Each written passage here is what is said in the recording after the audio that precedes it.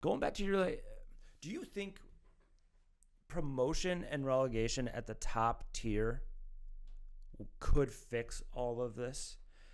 I've always thought that if we went to a promotion and relegation team or a tiered system, and every club had a pro team, like you guys are doing in the NPSL, and you see, imagine Stallions can promote into USL 2, and some of the worst teams in USL 2 will move down, and then money comes into play, where let's say you play all the way up and you're USL making real money, like champions or championship making real money, or MLS making real money. And then I can only imagine that would trickle down to the youth system, because if the top team is making money, it can go right back into the academy.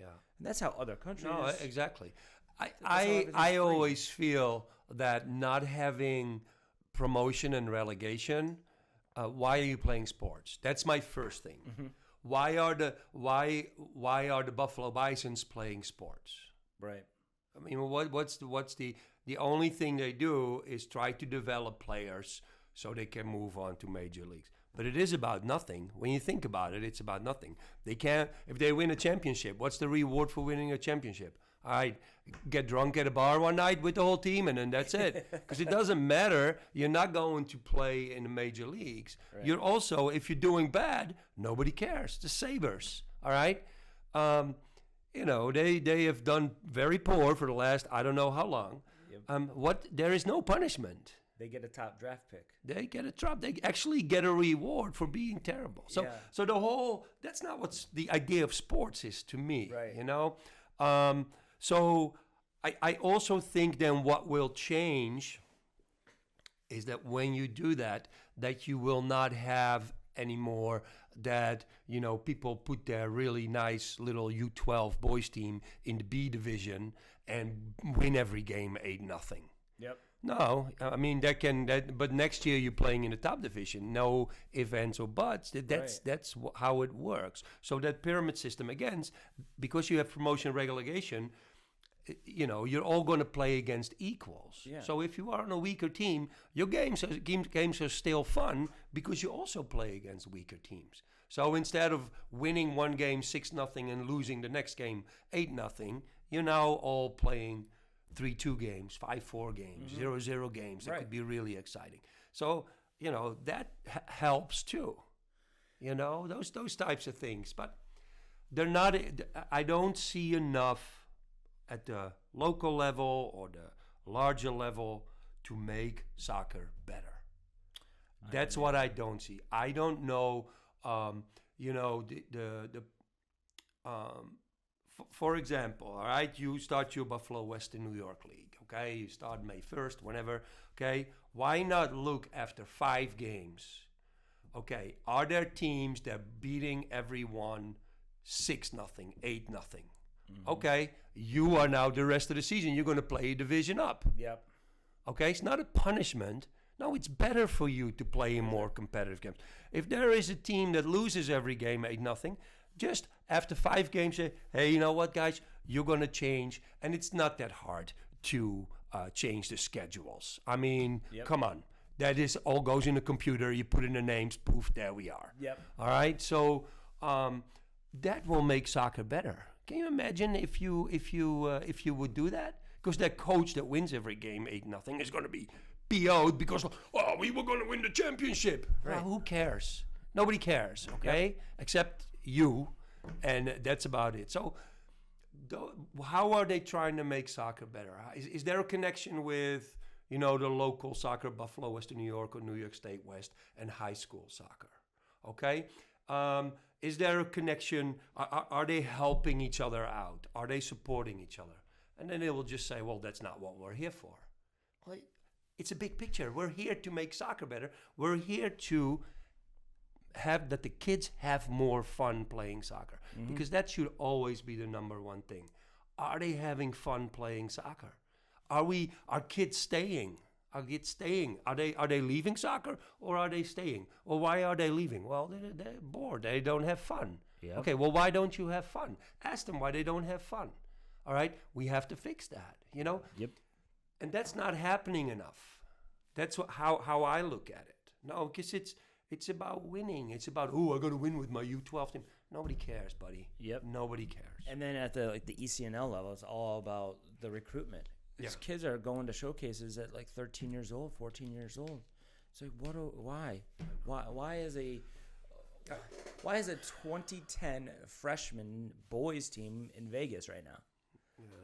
What are you doing? What's the point of that? What are you doing? I know. Hopefully, I'm maybe very play proud. some good teams, but Jason, this is why I am so happy where I am now.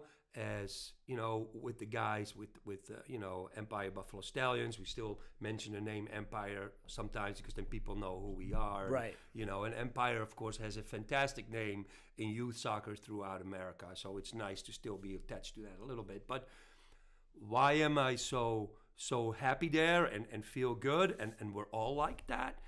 Common sense. Why do we do not, we thought about like maybe, the platform ECNL, all right, would that be good for us? And it could be good for us because maybe that will attract players and, girls that are maybe, not happy or on a B team somewhere else, they would come over and then, we'll make sure that they are becoming better and better. And, it could help us. But we don't want to take our kids to a showcase in Arizona or in Florida or in California. Right. Okay? Because, and it actually makes me sad sometimes when I see when parents, spend all this money to go to all these places and then the kid's a senior and is going to Nazareth or Geneseo or whatever. And I'm like, you should have gotten an academic tutor and spend the money on that because there's a lot more academic money available than there is sports, soccer scholarships. Right. And you could have done a lot of other things with your family. And I know it's fun to go to these hotels and this and that, but we are common sense. And who can do those things? Who can fly to Arizona or to California and Florida? The wealthy. Who? Exactly. I mean, we're talking $10,000 so the club dues, let's call it $3,500, and then all the travel, all the gas money, all the food, everything. Yeah, we're talking north of $10,000. 10 years ago it was $10,000. I bet you it's closer to 15 to 20 now. Yeah. Yep. So there you go again. So what's the and then multiply it by 5 years. So why is the U.S. men's team still? Why aren't we better? I actually say we sometimes now. I love it. Why are we not better? Because of those things. Because the best soccer players are probably on the west side in Western New York. Those kids can never have a chance. We try. We gave away so much scholarship money this past year, the past couple of years, all right? Because we want to give those kids a chance. But there's a lot of problems with transportation and all those kinds. It's not just like, okay, they can play for free, but now it's all the how can you get there? How can they get when we have a GLA showcase in Canton? How can they be there for 2 nights? All those things. That problem is much bigger than just they can play for free, or we'll help them with their tuition. But that's where the problems are, So I'm so happy that we have kind of a common sense group of people. All right. We're a non-for-profit soccer club. Okay. The other big club here is a business. Okay. It's just how it is. All right. When we were having these meetings about the NPSL team, and then, we start to dream a little bit big. Let's say we this is rolling and we start to make money. And we'll probably just we're already happy if we just, don't make, if it's just even or we make $500 at the end of the year. But, kind of dreaming like, okay, what are we going to do when this is really explodes? And we're not talking to each other like, you know what, we should get a condo in Florida with the whole staff, and then you can go there for 2 weeks, you can go there for 2 weeks. No, the first thought is then we can put it back in our youth program and we can lower the tuition fees. That's the first thought. Absolutely. That's why we trickle down. And that makes us a little bit different. Right. And it's this, and I mean, big picture, it's that promotion and relegation, and it's also the solidarity payments and training compensation. Mm-hmm. Imagine you did have one player that really made it, and then Sporting Kansas City has to pay the Stallions a fee because that kid was from 12 to 18 with the Stallions. Yeah. And imagine what you guys could do with $250,000 when Yedlin from one of the Washington clubs went over to Tottenham. MLS blocked the payment. It wasn't Whitecaps. I forget who it was, but they were supposed to make $275,000 to $500,000. Yeah. How many coaches' salaries can you pay with that? How much you can put back in your youth program? You could build a soccer facility with that money. Yeah. And I know. It was great because I was very lucky. I played with some fantastic guys. I was okay, but I was lucky there was some younger guys that were fantastic. One of them was Jaap Stam. Okay. Big. So Jaap went from our club to PEC Zwolle, then he went to Cambuur, then he ended up at Willem II and PSV Eindhoven. From PSV he went to Man United. From Man United he went to Lazio Roma. From Lazio Roma he went to AC Milan, and from AC Milan he went to Ajax, and then he retired.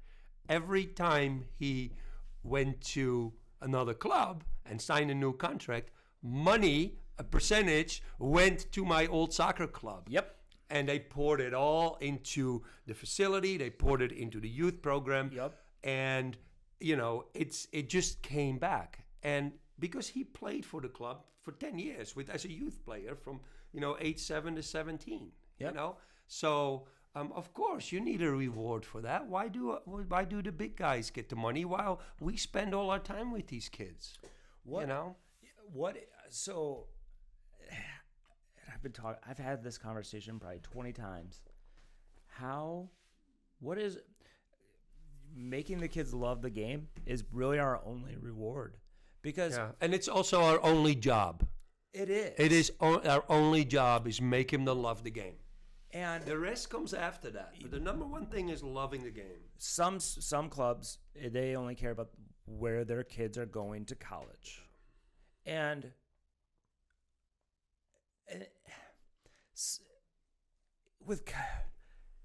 could colleges with the day of NIL and actually paying players, could we get to a system where colleges pay solidarity payments to the club?